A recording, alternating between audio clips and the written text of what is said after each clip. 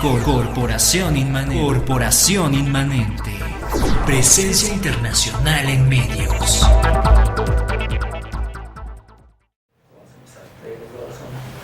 Hola, ¿qué tal? Muy buenas tardes. Bienvenidos sean a una emisión más de sabersinfin.com especial. Como ya se está haciendo costumbre, pues hoy tenemos de invitado al buen Fernando Acosta, quien pues fin de semana a semana vamos rompiendo todos los esquemas y vamos cambiando algunos sentidos. Pues Miguel, bienvenido seas, gracias por la invitación. Al contrario, Ícaro, gracias a ti también por la invitación. Perfecto, pues estamos aquí y hoy vamos a hablar de un tema pues bastante polémico, como ya se está haciendo costumbre, algo en el que vivimos inmersos diariamente y pues no nos damos cuenta, pero estamos sumergidos en algo que Fer llama culturas alternativas.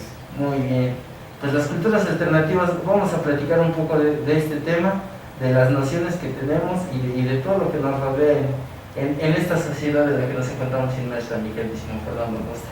Sí, bueno, bien, para presentar el tema, tú me comentabas un poco antes de entrar aquí a la grabación, me decías que tú no conocías y yo te decía que todos conocemos, porque de hecho las culturas alternativas son la forma en que vivimos, individualmente o en familia o en grupo o en comunidades, en sociedades, todo eso. Pero es un tema que aquí, al menos aquí en México, no sé de los otros países de América Latina, pero al menos aquí en México no se estudia académicamente, no sé por qué. En países del primer mundo, concretamente Inglaterra, Francia, Alemania y Estados Unidos, y debe haber otros países también, pero no tengo referencias exactas, hay una disciplina dentro de la antropología, pero también dentro de la historia, que se llama Historia de la Cultura, que es precisamente el estudio de la forma de vida de la gente en un determinado lugar, en una determinada época, y cómo cambia, cómo va evolucionando, pero es muy específica de esa cultura. Por ejemplo, para citar algo así muy real, en Estados Unidos, ¿cuáles son hay culturas alternativas, como serían las culturas indígenas de allá, que tienen una forma de vida muy definida? O sea, conservan su forma de vida tradicional, se va amalgamando a través del mestizaje, del comercio, de los medios de comunicación, pero son culturas bien definidas, tienen ciertas costumbres, ciertos hábitos, y cuando te hablo de hábitos son desde alimenticios, religiosos, de indumentarios, de ropa, que los diferencian de la familia clase media tradicional norteamericana. Y aún dentro de la familia tradicional norteamericana hay marcadas diferencias entre los estratos sociales. Por ejemplo, viven de una manera muy especial los que son de clase alta, o sea, de familias de mucho dinero, generalmente de industriales o de políticos, y los que son de clase media, y sobre todo los que son de clase media baja, son bien diferentes. Y también en Estados Unidos hay mucha diferencia entre algunas comunidades religiosas muy cerradas, muy sectarias. Por ejemplo, los Amish, cómo viven los Amish, ¿no? Que son puritanos prácticamente, ¿sí? Que viven muy diferente de lo que viviría una clase, no sé, de universitarios, de profesores universitarios, los padres, ¿no? Entonces, son las diferentes formas de vida que hay. En México pues también hay eso, ¿no? Ahora, aquí entra ya un aspecto que ya lo iremos comentando en amplitud conforme vaya la charla. ¿Cuáles son las razones que se dan para eso? Entonces, en este momento dejo establecido que aquí esos temas no se consideran de interés para el profesor universitario o para el investigador normal, tampoco para el reportero. Sí, efectivamente, como bien lo mencionaba, creo que estamos tan sumergidos en nuestro modo de vida y en nuestro tipo de vida que no nos fijamos en lo que tenemos en nuestro alrededor y pasamos por desapercibido algo en lo que en realidad estamos sumergidos.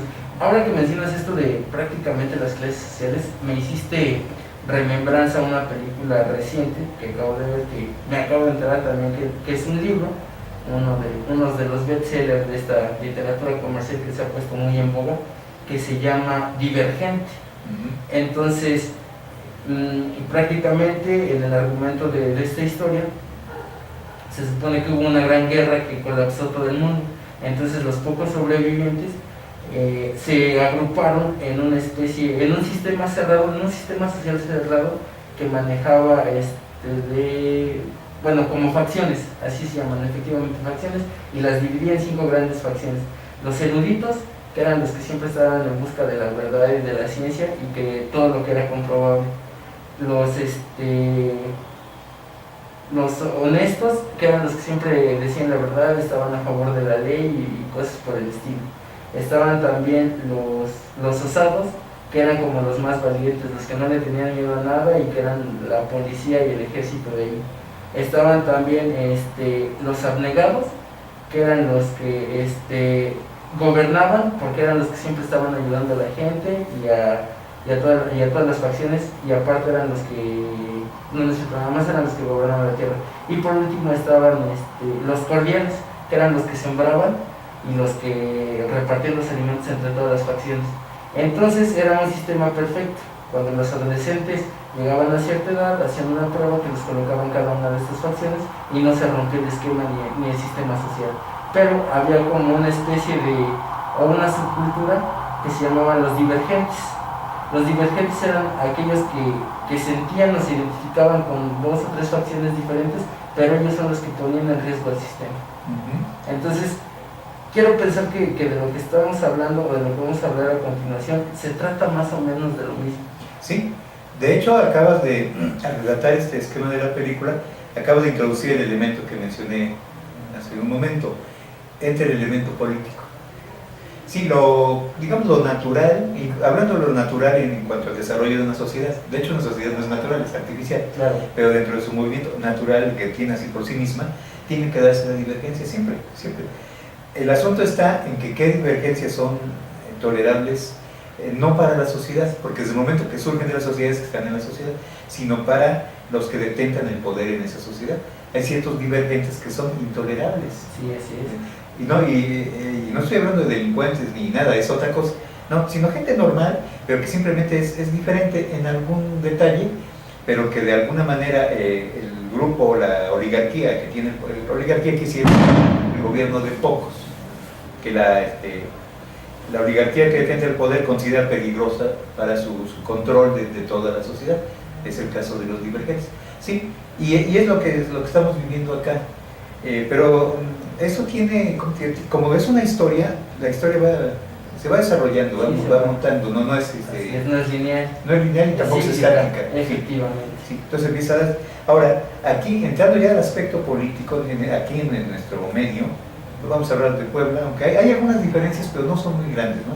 Hay ciudades más que fueron, al menos por referencia de conocidos o amigos, que fueron más abiertas, como fue el caso de Jalapa en Veracruz, por ejemplo, o el caso bien conocido de ciertos lugares del Distrito Federal, porque hay lugares del Distrito Federal que son tan conservadores y tan espantados como Puebla. Claro, sí. Y tampoco es no es exclusivo de esta ciudad. No, para nada, ¿no? Y hubo en los años 70 también en Guanajuato, en San Miguel de Allende, por la llegada de muchos artistas norteamericanos, o sea, sobre todo artistas, bueno, que son los artistas, escritores, pintores, escultores, dramaturgos, relajan el sistema de vida, se hace más abierto. Y un artista, por definición, es muy individualista, se vive muy a su manera. O sea, es divergente, pero conscientemente divergente. Y generalmente los artistas los tolera el sistema porque lo adornan, ¿no? Claro. Lo adornan y ya con eso, ya por muy represivo que sea un régimen, se dice, no, pero pues aquí tengo a mis artistas, mi colonia de artistas, y tienen toda la libertad para ser como quieran ser y para expresarse como quieran, pues, ¿cuál dictadura? No, aunque sí sea. ¿Sí?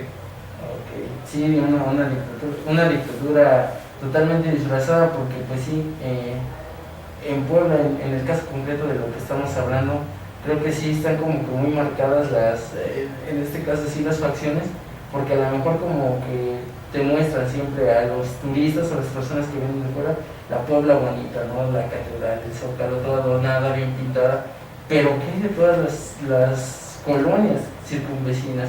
Incluso hasta durante la época de la colonia, pues Puebla, su diversidad social estaba muy marcada, ¿no? Porque se puede decir que toda la burguesía vivía de este lado del río de San Francisco, lo que es ahora el Boulevard 5 de Mayo, y pues bueno, la clase pobre, la clase trabajadora vivía del otro lado. Inclusive pues es muy marcado esto en la arquitectura y en el estilo de las casas y de las calles. Sí, de hecho aquí también convendría hacer un una distinción, o mejor dicho, una subdivisión en esta diferenciación que se da entre las formas de vida. Es lo que se entiende por cultura en antropología, las formas de vida. Así es. La cultura.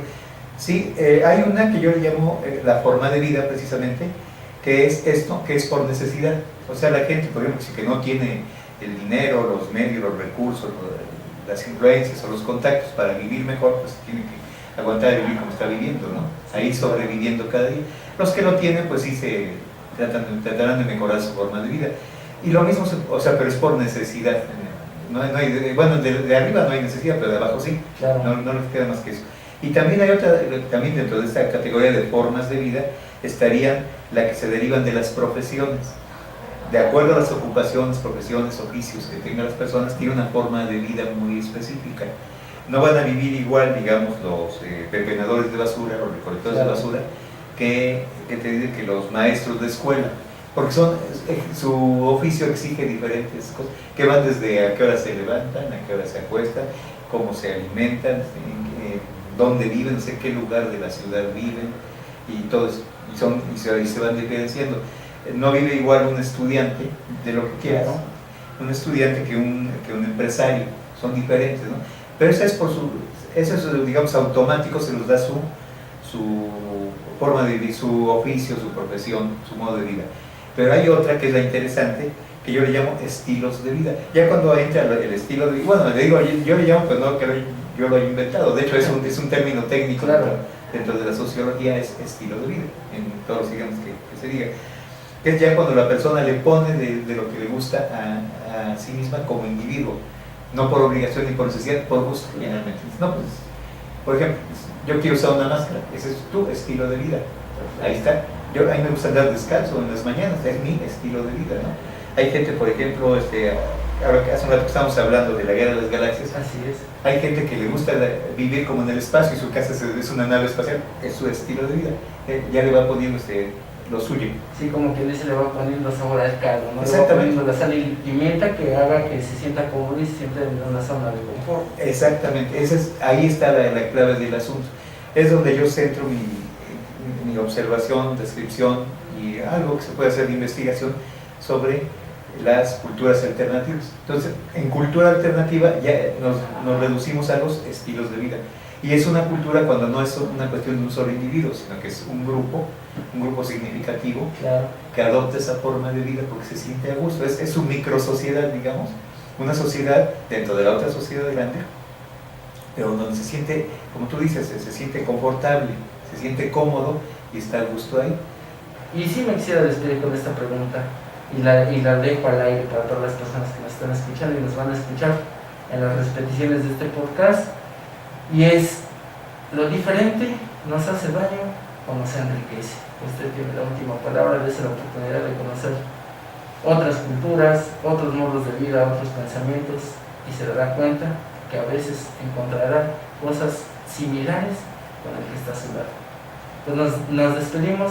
Nosotros transmitimos a través de sabersinfin.com y corporacioninmanente.com.mx, y pues nos vemos en otra emisión de Saber Sin Fin. Hasta luego.